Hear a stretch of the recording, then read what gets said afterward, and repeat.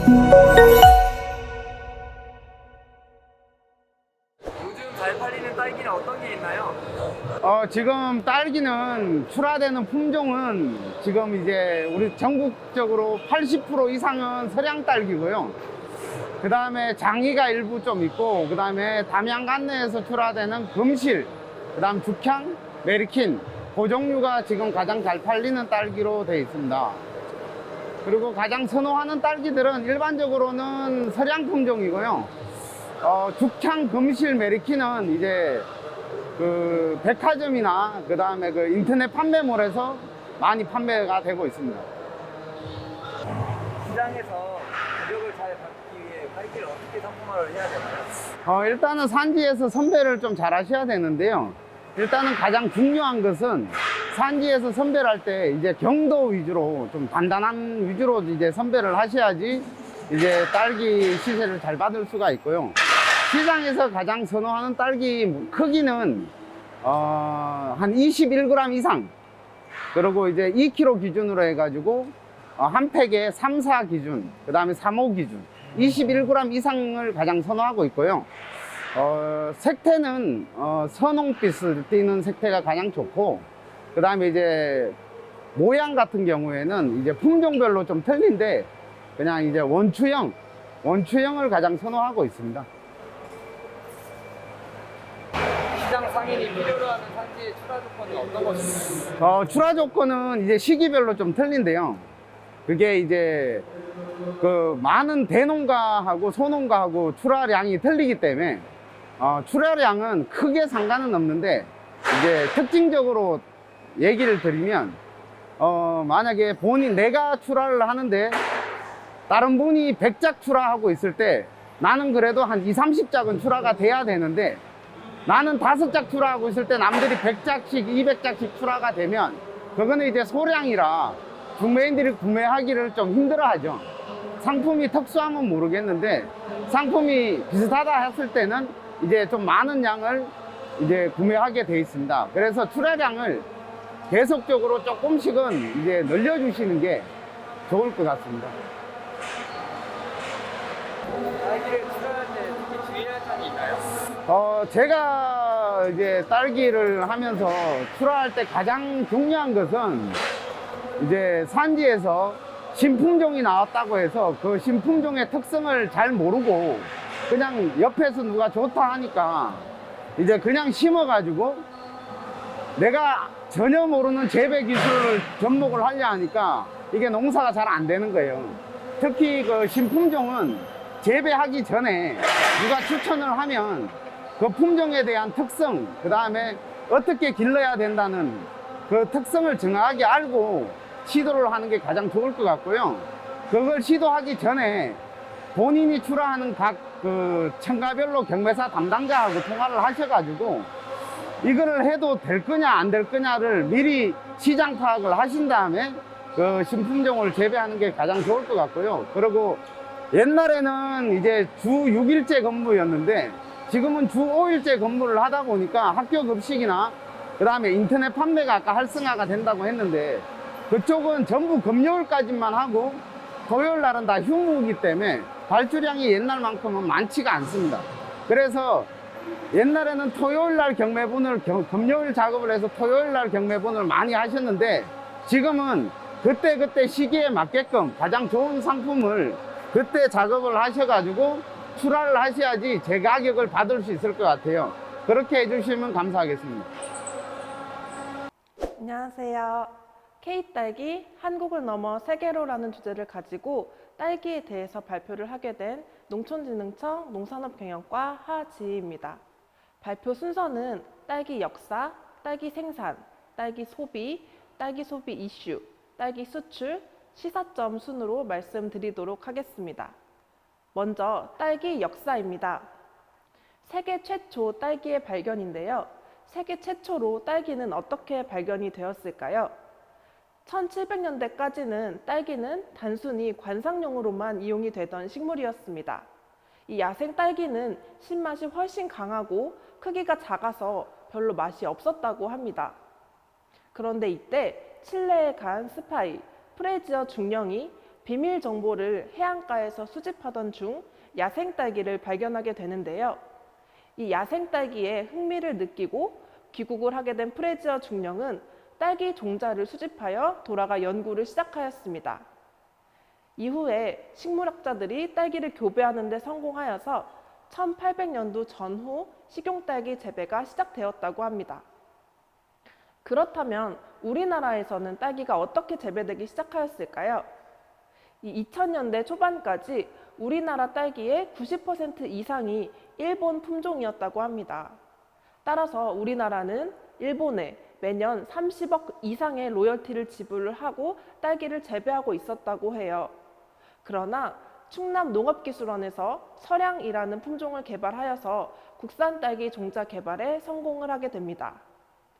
이 서량은 장이와 레드펄을 교배한 품종으로 이 서량 덕분에 국내 딸기 품종 자급률을 90% 이상으로 높일 수 있게 되었습니다. 이 서량은 참 효자 품목이라고 할 수 있겠습니다. 다음은 딸기 생산에 대해서 알아보도록 하겠습니다.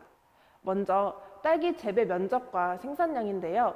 아래 그래프를 먼저 보시겠습니다.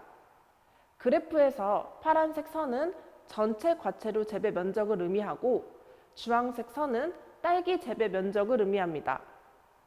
이 회색 그래프는 전체 과채류 재배 면적 중 딸기 재배 면적이 차지하는 비중, 즉 퍼센트를 의미하는데요. 이 회색 그래프를 보시면 딸기 재배 면적 비중은 점차 증가하고 있는 것을 볼 수 있는데요. 2015년 기준 13%에서 2019년 기준 15%까지 증가한 것을 확인할 수 있습니다. 반면 파란색 그래프인 과채류 재배 면적은 점차 감소하고 있는 추세를 보이고 있습니다. 주황색 그래프인 딸기 재배 면적은 큰 변화는 없었습니다.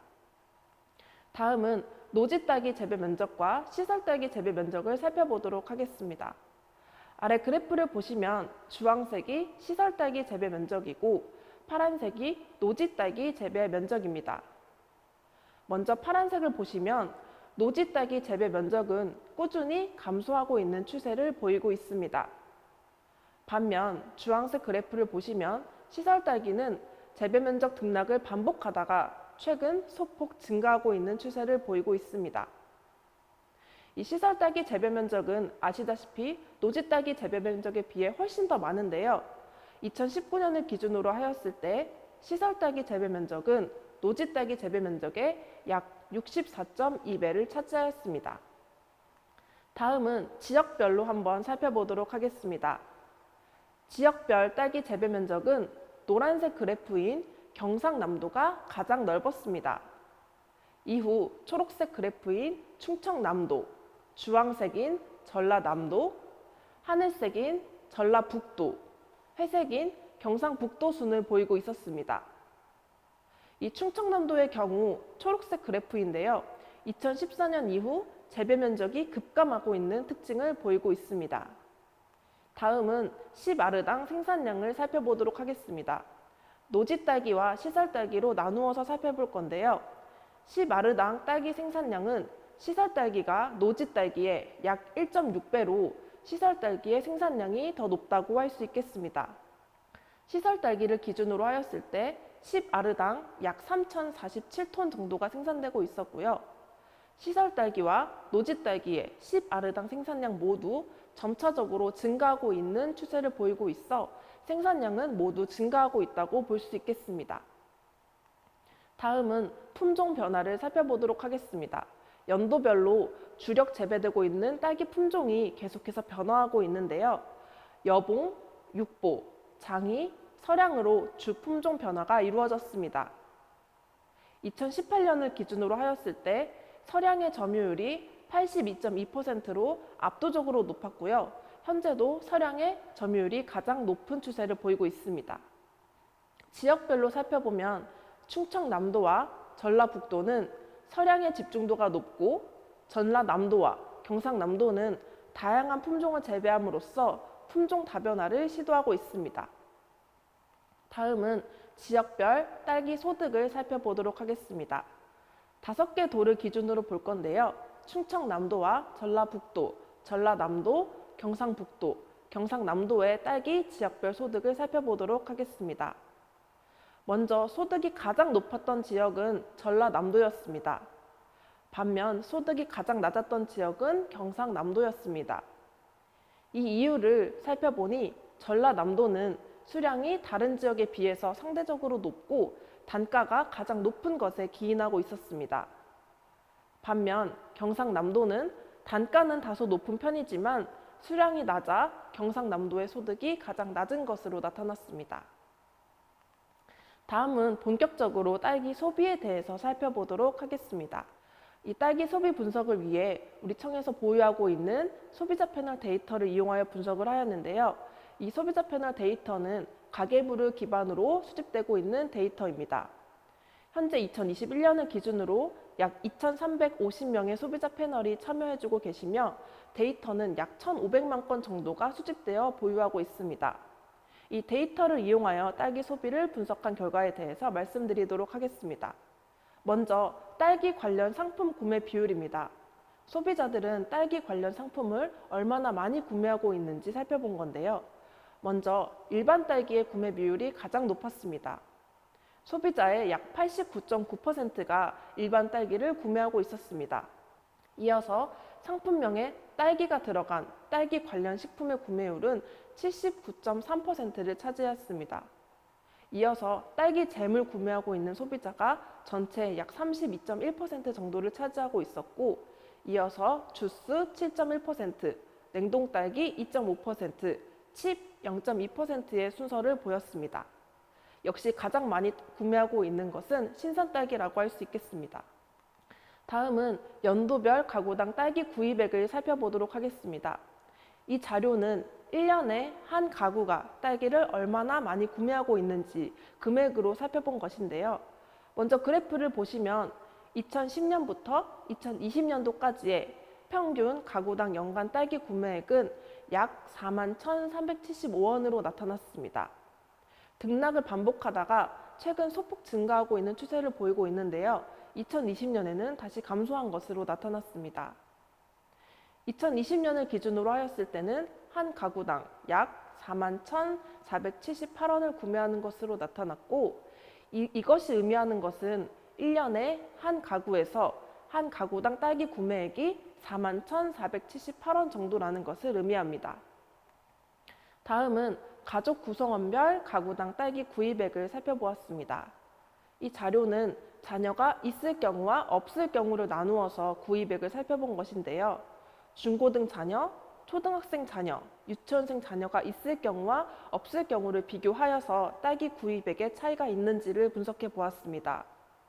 여기서 가장 큰 특징은 유치원생 자녀가 있는 경우, 없는 경우보다 딸기 구매액이 훨씬 높았는데요.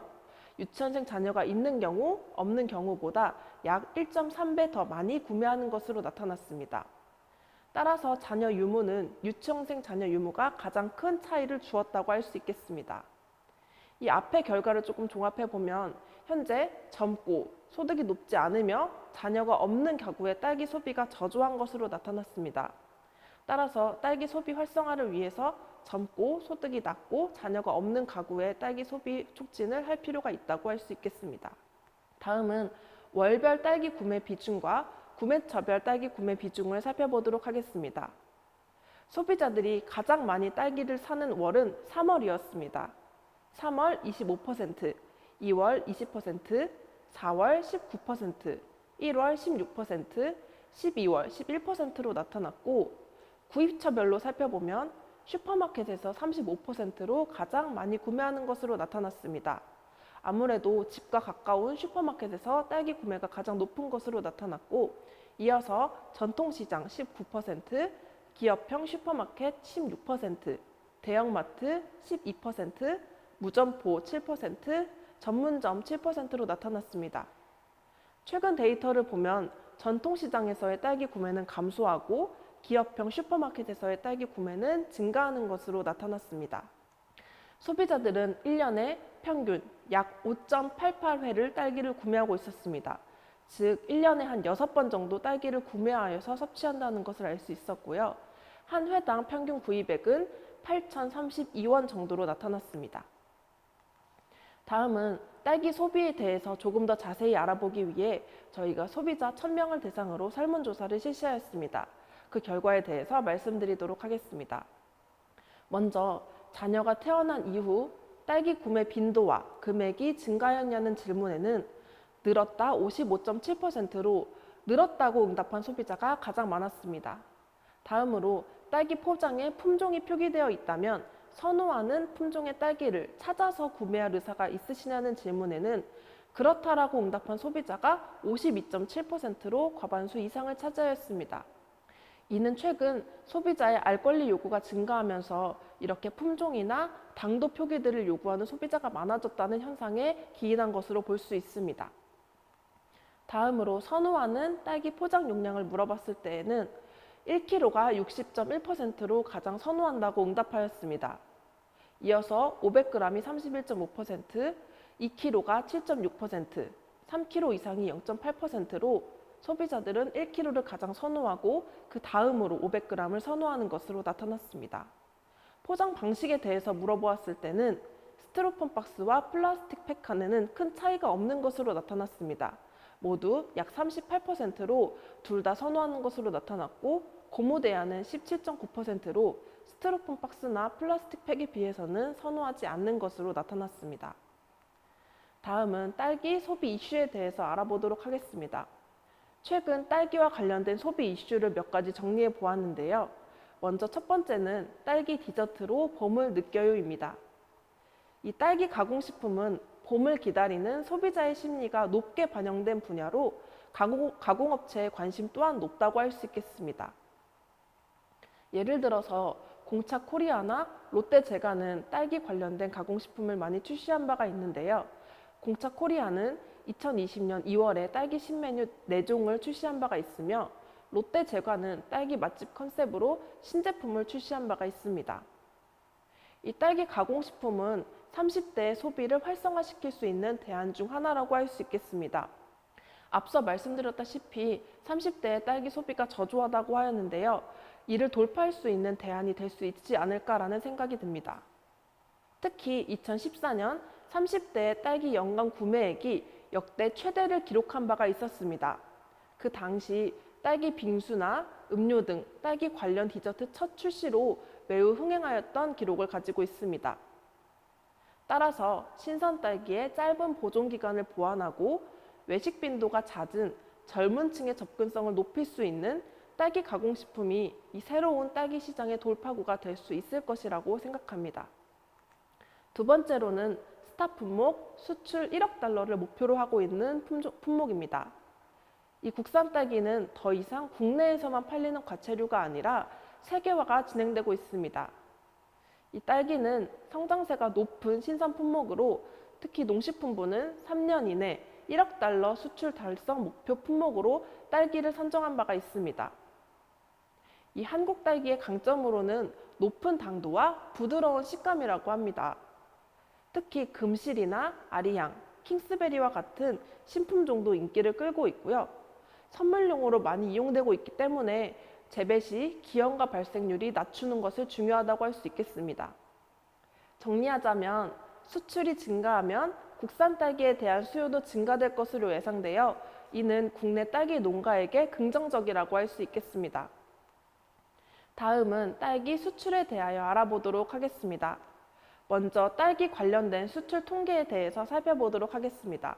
한국 딸기 수출액은 2019년을 기준으로 하였을 때 세계 9위를 차지하였습니다.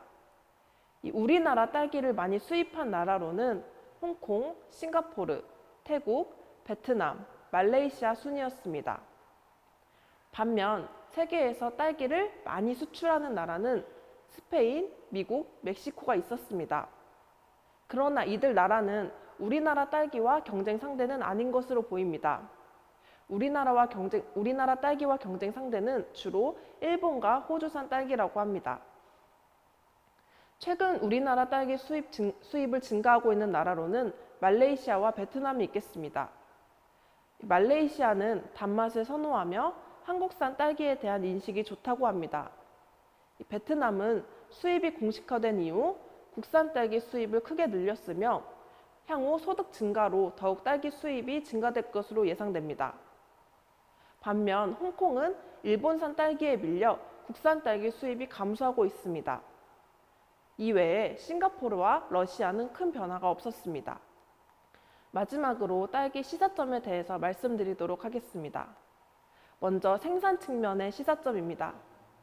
현재 품종 다변화가 시도되고 있습니다.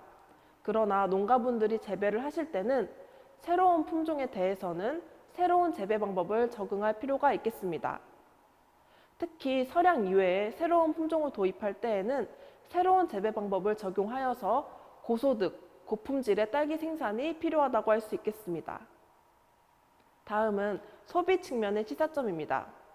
이 딸기 소비 증대를 늘리기 위해서는 30대의 소비를 늘리는 것이 중요하다고 할 수 있겠습니다.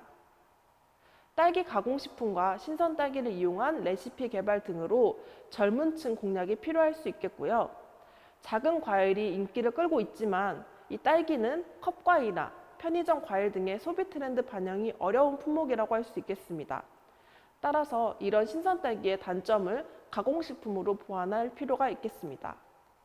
다음은 소비자 측면의 시사점입니다. 최근 소비자의 알 권리 요구가 증가하고 있습니다. 이 정보가 많아지는 시대에서 똑똑한 소비자가 많아지는 요즘 딸기 품종이나 당도 표시 등의 요구가 발생하고 있습니다. 소비자가 원하는 딸기 구매 용량은 1kg였고 포장은 스티로폼이나 플라스틱 팩 간에는 큰 차이가 없었습니다. 다음은 수출 측면의 시사점입니다. 딸기는 우리나라가 로열티를 내고 재배하던 품종에서 이제는 수출 1억 달러를 목표로 하는 품목이 되었습니다. 이 국내뿐만 아니라 세계 시장을 바라보며 재배할 수 있는 성장 가능성이 높은 품목이라고 할 수 있겠습니다. 다만 국가별로 수출 차별화 전략, 맛이나 포장, 유통 등의 차별화 전략이 필요하다고 할 수 있겠습니다. 지금까지 딸기에 대해서 말씀을 드렸는데요. 앞으로도 우리나라 딸기에 대한 많은 관심과 사랑 부탁드립니다. 이상으로 발표를 마치도록 하겠습니다. 감사합니다.